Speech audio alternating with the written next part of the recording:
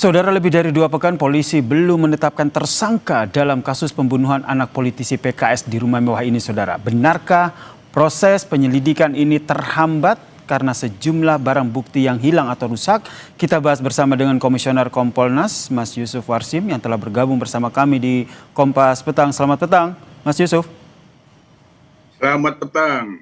Mas Yusuf, ini kan sudah 22 saksi diperiksa, tapi apa yang menjadi ganjelan dari polisi sehingga hingga saat ini belum ada tersangka?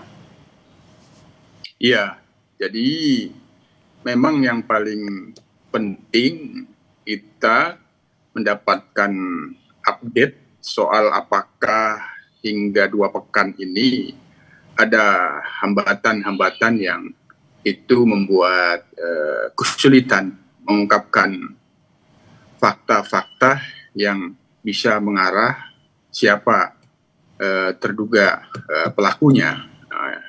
Kami Kompolnas masih terus melakukan pemantauan dan update terkait dengan perkembangan penyelidikan yang dilakukan memang belum kita terima kembali.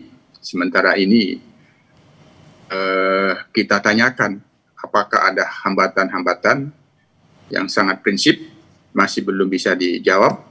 Artinya penyidik kita anggap belum menemukan hambatan-hambatan. Dari Kompolnas sendiri, Mas Yusuf, juga hambatan itu.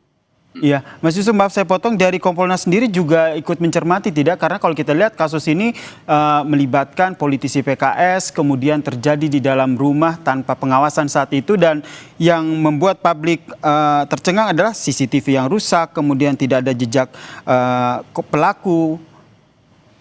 Iya, sebenarnya dari aspek TKP mudah gitu, maksudnya untuk mengurai jejak fakta-fakta orang per orang yang itu perlu dan patut dimintain klarifikasi dan keterangan itu sangat mudah gitu.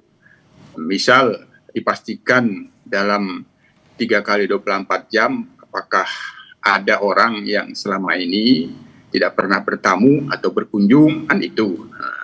Itu kan mudah memastikan kepada orang-orang yang berada di rumah tersebut di mana korban ditemukan. Nah, itu sebenarnya satu peluangnya itu mendapatkan kesaksian sehingga dari sana bisa muncul seseorang yang patut dicurigai dulu. Nah, begitu. Nah, yang kedua memang yang perlu kita garis bawahi di dalam proses pengumpulan bukti-bukti dan fakta ini soal, saya kira sepakat dengan Pak Ito beberapa waktu lalu, khusus kita menggarisbawahi soal adanya fakta yang disebut kerusakan CCTV yang tidak kerusakan, fakta CCTV tidak berfungsi. Nah, ini tentu memang mengundang pertanyaan gitu.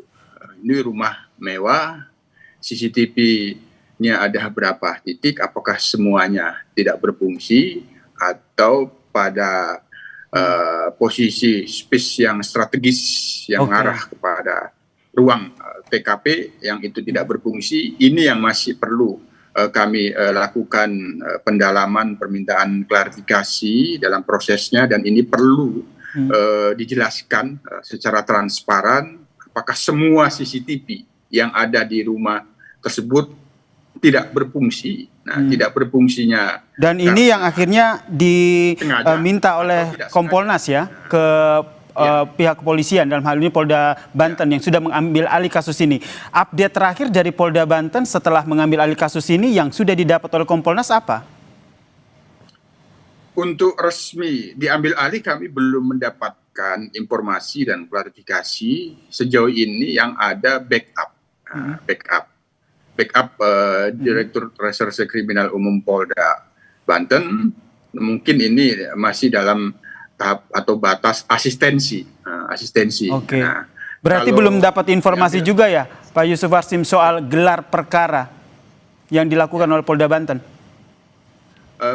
sejauh ini hal-hal yang kaitannya dengan upaya-upaya untuk menyimpulkan sementara apa bukti-bukti yang sudah didapat belum terpantau oleh kami. Mendorong terus, yang paling utama lagi kalau memang sudah benar-benar ini diatensi oleh Polda, ya semestinya peluang untuk membentuk tim penyidik gabungan itulah akan lebih baik. Tapi sebenarnya Polda sendiri masih optimis dan Polres Cilegon juga masih optimis bahwa ini akan menemukan jejak-jejak dan fakta-fakta. Tadi, sebagaimana yang sudah pernah disampaikan oleh mantan Kabareskrim Pak Ito itu, saya kira sepakat itu. Soal CCTV yang tidak berfungsi itu perlu didalami. Termasuk mendalami profiling orang tua, termasuk jejak digital dari orang tua. Itu sebenarnya sudah keharusan dilakukan scientific crime investigation.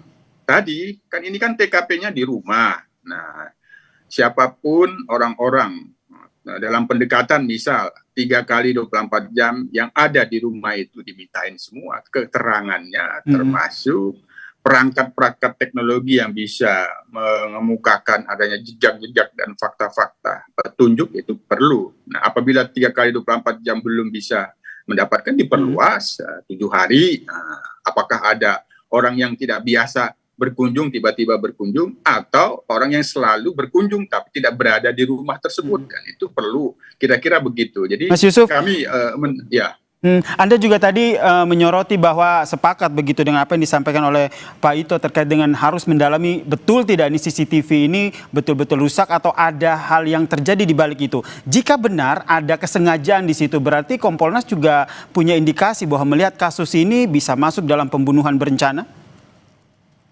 Ya, kalau ada kesengajaan kan ada fakta obstruction of justice, menghalang-halangi dan merusak barang bukti, ya.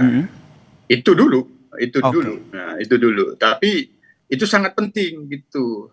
Memang itu dari kemarin-kemarin ketika disebut tidak berfungsi itu menjadi pertanyaan saya, apa tidak berfungsinya, itu sengaja atau tidak disengaja. Rumah sebesar itu tidak update terhadap CCTV. Oke, Mas Yusuf, dari Kompolnas sendiri laporan terbaru yang didapatkan oleh Kompolnas, barang bukti yang sudah diperiksa, sudah dianalisis oleh polisi sehingga tadi kata Anda ini optimis nih dapat mengungkap kasus ini, apa saja, Mas Yusuf? Ya, kami melihat memantaunya karena belum bisa menjelaskan apakah ada hambatan yang itu menjadikan sulit mendapatkan fakta-fakta yang mengarah kecurigaan kepada seseorang ataupun seseorang yang sudah bisa dianggap patut diduga pelaku, itu belum bisa disampaikan, sehingga berarti penyidik masih optimis. Nah, sementara ini mereka masih terus melakukan pendalaman bukti-bukti ilmiah yang sementara ada, dirangkai dan dicocokkan dengan keterangan para saksi, sepertinya ke situ. Tapi secara kami juga sudah dijanjikan akan mendapatkan update terkait dengan proses penyidikan yang sedang berjalan. Baik, kita nantikan bersama ya seperti apa update penyelidikan dari polisi terkait dengan kematian anak politisi PKS yang hingga saat ini belum ditetapkan tersangka oleh polisi. Terima kasih Komisioner Kompolnas Mas Yusuf Warsim telah berbagi perspektif dan informasinya di Kompas Petang. Salam sehat. Terima kasih.